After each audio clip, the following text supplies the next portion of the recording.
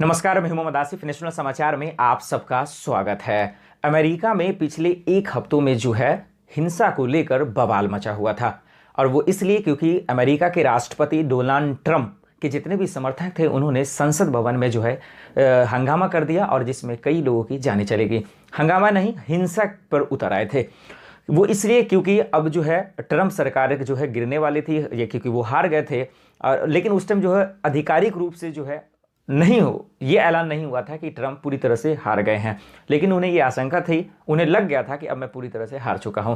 और दूसरी तरफ जो बाइडेन की जो है सरकार बने थे, और इसीलिए कल वो शपथ भी लेने वाले हैं। लेकिन इस बीच खबर क्या है, जो सबसे बड़ी खबर है वो ये कि जाते जाते आखिरी बार जो है फर्स्ट लेडी मेलानिया ट्रंप ने जो है एक बयान दिया है, और उन्होंने कहा है कि जाते जाते उन्होंने इतना बड़ा बयान इसलिए दे दिया है क्योंकि उन्होंने कहा है कि किसी भी सूरत में, किसी भी एंगल में, वो फेयरवेल की विदाई के समारोह में उन्होंने ऐसा बयान दिया, और उन्होंने कहा कि देश में सब कुछ बर्दाश्त किया जा सकता है लेकिन हिंसा किसी सूरत पर नहीं।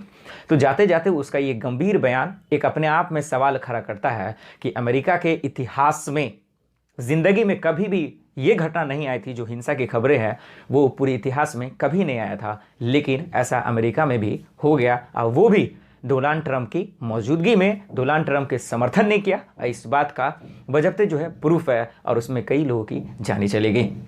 दूसरे एंगल से ये भी देखा जाता है कि भारत और अमेरिका का जो रिलेशन था, उसके बीच जो संबंध थे वो इसलिए भी कमज़ोर हो गए क्योंकि देश के प्रधानमंत्री नरेंद्र मोदी और अमेरिका के राष्ट्रपति डोनाल्ड ट्रंप के बीच जो है अच्छा बन रहा था, क्योंकि देश के प्रधानमंत्री नरेंद्र मोदी ने उनके चुनाव प्रचार भी उन्होंने किया था। लेकिन दुख की बात यह है कि अमेरिका के राष्ट्रपति डोनाल्ड ट्रंप उसमें कायम नहीं हो पाए, सक्सेस नहीं हो पाए, और वो हार गए।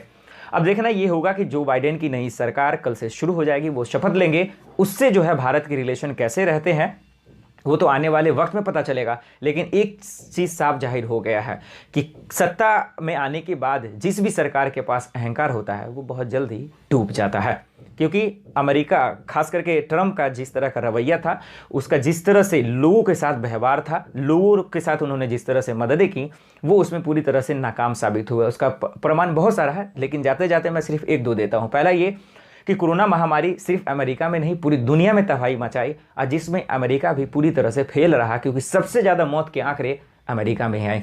दूसरा ये कि उसके इतिहास की शाख की बात है, उनके इमेज को भी वो कंट्रोल नहीं कर पाए, बचा नहीं पाए, क्योंकि संसद भवन में हिंसा की खबरें आ गई, वो भी उनकी सरकार की मौजूदगी में।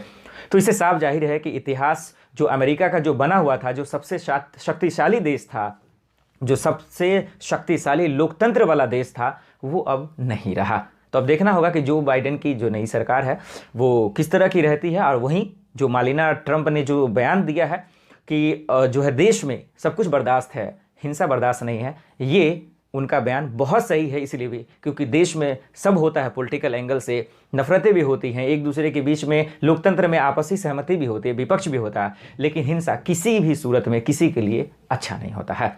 फिलहाल के लिए इतना ही, मुझे दीजिए इजाजत, और आप देखते रहें नेशनल समाचार। नमस्कार।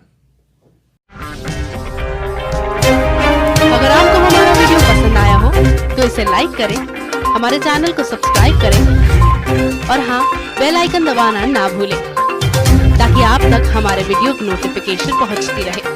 आप अपना सुझाव हमें कमेंट बॉक्स में दे सकते हैं। हमारे साथ जुड़ने के लिए शुक्रिया।